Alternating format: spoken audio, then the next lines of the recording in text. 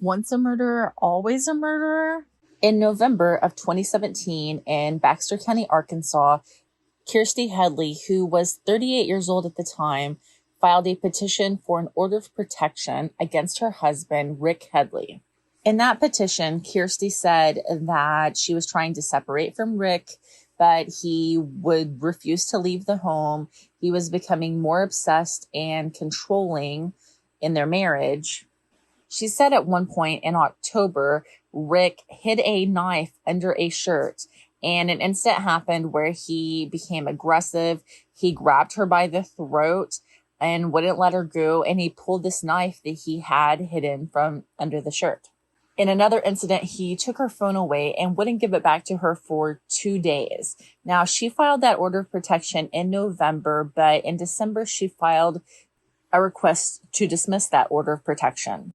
Now, we have no idea what happened that caused her to dismiss that order of protection, but a few weeks later, at the beginning of January 2018, Kirsty filed another petition for an order of protection against Rick. On this order of protection, she said that Rick breaks into her house when she's at work. At some point in November 2017, he stabbed her in the hip with a knife, and he prevents her from calling the police when these things happen. She also said that he had started sending her threatening text messages. This time, Kirsty did not drop the order of protection. She did get a final order of protection in February 2018. Less than a month later, March 13th, 2018, at around 10 p.m. at night, the Mountain Home Police Department received a call that changed everything for the Headley family. Rick Headley had made good on his threats to Kirsty. Kirsty Headley was at work that night, and Rick Headley came into the business and was told that they were closing. He wasn't even supposed to be there anyway because there was an order of protection. One of the other employees tried to walk past him to get out the door, and he grabbed that employee by the shirt and wouldn't let them leave. Rick got Kirsty and dragged her outside. He had Kirsty dragging her in one hand and a knife in the other.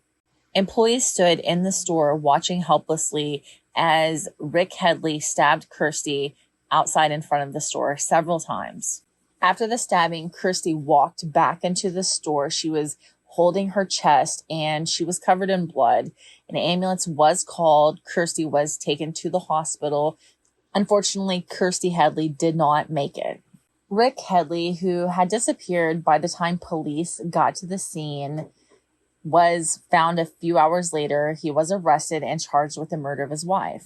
Rick Headley was charged with capital murder, first-degree false imprisonment, terroristic threatening, third-degree aggravated assault, violating an order of protection, and criminal trespassing.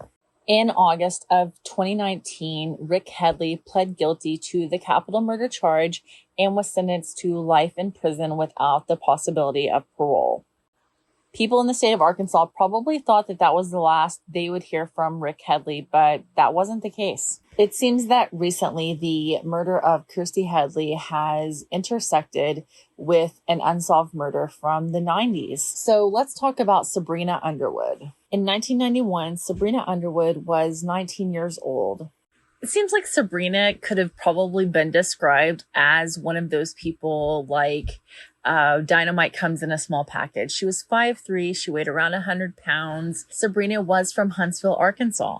Sabrina Underwood was a mother. And on January 20th, 1991, Sabrina Underwood was heading to Calico Rock. The week before, Sabrina Underwood had hitchhiked to Calico Rock, and she planned to do that again. So on January 20th, Sabrina's mother dropped her off at the intersection of Highway 412 and Highway 62 in Boone County near Bear Creek. That was the last time anyone in Sabrina's family ever saw her. Now, if you're not familiar, Calico Rock is actually a prison, and that's where Sabrina was heading to. She was heading to the North Central Unit. Now, I don't know what Sabrina was doing there. I think that she was visiting someone. It's a men's unit, so it would have been a man, but I don't know who or the reason why. And really, it doesn't even matter because Sabrina never made it to Calico Rock. Eventually, a missing persons report was filed, but it wasn't until April 8th of 1991 that the Underwood family did finally get some answers.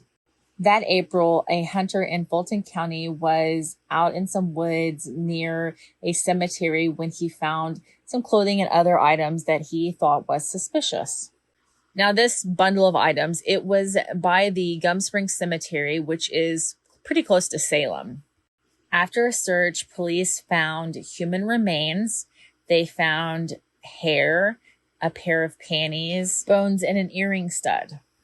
The remains were eventually identified as belonging to Sabrina Underwood. Sabrina was identified through the clothes that she was wearing when her mother last saw her. But there was more than even that. See, the remains showed the hips of a woman who gave birth at a younger age. And Sabrina Underwood gave birth to her son when she was 14 or 15 years old. It was more difficult for them to make an identification on these remains because the remains were actually decapitated. It doesn't seem like the police ever had any really solid leads in this case until July of 2022. At that time, the Madison County Sheriff's Office received a tip from an attorney that said they had a client that had information about the case. That person was interviewed, and that person said that he was actually in prison with another man who actually wrote a confession letter to the murder of Sabrina Underwood. The man did provide the letter to police, and in the letter, the man does take credit for the murder of Sabrina Underwood. The man who wrote the confession letter was interviewed by police. That man, Rick Headley, who murdered his wife 27 years after the brutal murder of Sabrina Underwood, said that he was the one that murdered Sabrina all those years before. Rick Headley said that he was just getting back from Huntsville, Arkansas, after he took his uncle home when he stopped at a gas station. Now, he wasn't quite sure of the year, but he said it was 1990 or 1991. So he stopped at a gas station in Bellefonte, Arkansas. I'm sorry if I mispronounced that. He said at this gas station, he was approached by Sabrina Underwood.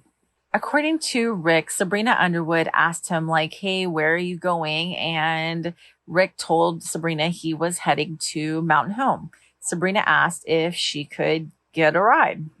So Rick Headley said that he gave Sabrina a ride in his red Chevy Love truck.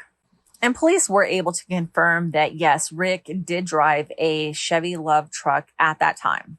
So Rick said that he gave Sabrina a ride in that truck. Now, Sabrina told Rick that she was heading to see a family member, and he wasn't quite sure, but he thought it was in Viola or Salem, Arkansas.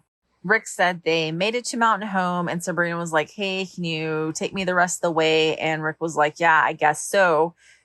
So Rick said that he was giving Sabrina a ride. Now, she had made it clear she didn't have any gas money, but he says he wasn't worried about gas money. He says that they were, I guess, on their way to Fulton County when Sabrina started making sexual advances towards him. And she offered to take care of the payment, I guess, for gas, or just thank him for giving her a ride in another way. Now, Rick says whenever they got to Viola, they were going to stop at Harbor's Cycle Shop. That is a place that he knew because he wasn't familiar with the rest of the area, but he knew where that shop was. But there were a lot of people at that shop, so he went ahead and pulled into a cemetery.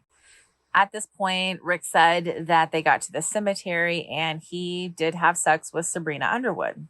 After they had sex, when Rick was getting dressed, he says that Sabrina started asking him for money. He says that at one point she was like leaning up against this truck, asking him for $200, and then said, hey, if you're not going to give me money, I'll tell people that you hurt me.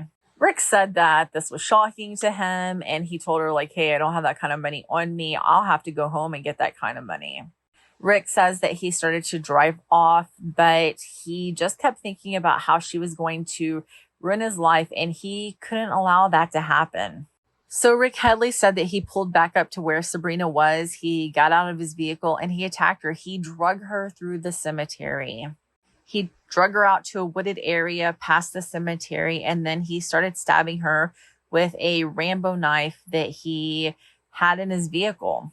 But Rick Headley didn't just stop there. Rick Headley stabbed her in the neck, and then he got a rock and used the rock to force the knife to go through her neck bone. He used this rock like a hammer to hammer the knife further into her neck until he completely decapitated her. Rick said that that's the point that he knew that she would not tell on him. And I find that statement, not tell on him, to be very telling for someone who says that they had consensual sex with this 19-year-old girl. Now, I do say Sabrina was just a 19-year-old girl, like she was not actually a formidable opponent to this big, strong man. But in reality, Rick Headley would have only been like 16 years old at the time this murder took place. Now, I'm not saying that Sabrina Underwood did or didn't do anything to Rick Headley. I'm just making it clear. If my math is correct, I think Rick Headley was only like 16 years old when this murder took place. So Rick said that he took the knife and the rock with him from the scene of the crime. He says that he did not take Sabrina's head with him. He says that he threw the knife and the rock out in other areas where he didn't think that they would be found. He went back to his apartment. He took his clothes and placed them in a trash bag. Of course, he took a shower, cleaned all the blood off, and he threw the trash bag in a dumpster, and then he left the area. Now, Rick Headley did say that had Sabrina not threatened to tell on him for something that he didn't do, he would have never murdered her. But we don't know what the truth is and what isn't. This is just Rick Headley's version of events. Now, he did say he hoped that at some point he would have been arrested for this murder, but that didn't happen. He said that he hoped that no one else had been arrested for the murder of Sabrina Underwood, which they haven't. So this month, October 2023, Rick Headley was finally charged for the first-degree murder of Sabrina Underwood. I cannot help but see so many similarities in the murder of Kirsty Headley and the murder of Sabrina Underwood. He dragged Kirsty out of her place of business, the Dollar General, and stabbed her to death in front of her coworkers. He dragged Sabrina Underwood through a cemetery out to a wooded area so that he could stab her to death.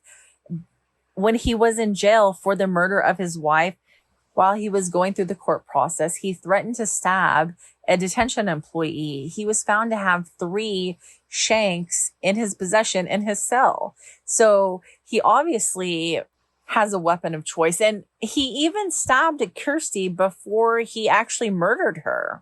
Now, I don't think that this part is the police's fault at all. I think that they did their best to investigate. But had Rick Headley been arrested for the murder of Sabrina Underwood, Kirsty Headley would be alive today.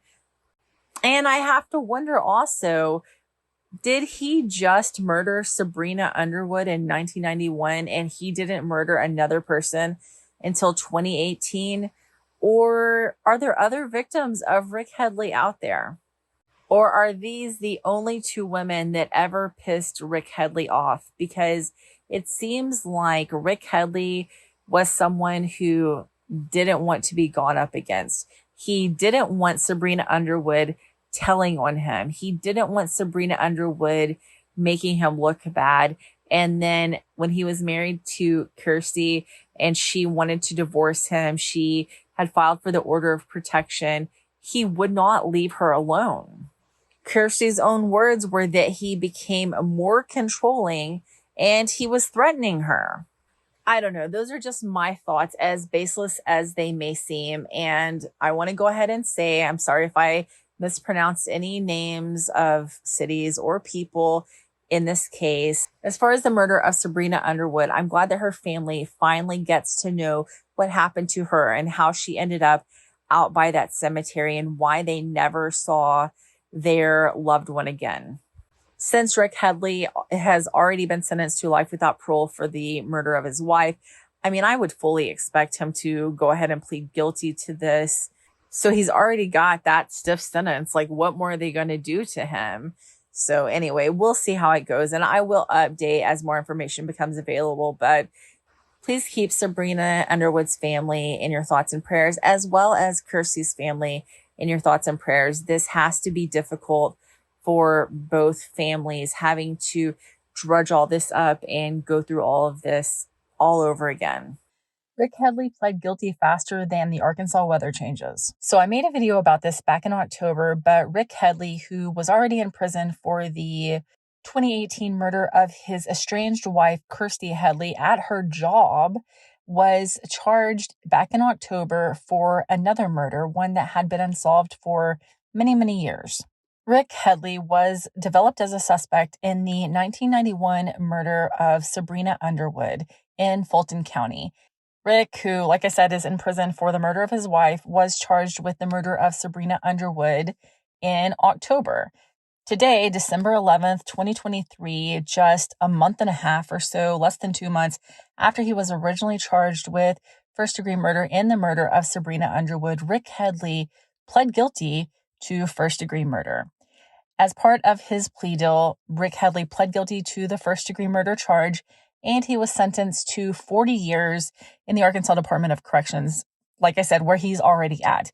Now, Rick Headley is already serving life without the possibility of parole for the murder of his estranged wife, Kirstie, but this is just 40 years on top of that. So I guess if one of the sentences gets overturned, he's still being held by the other sentence.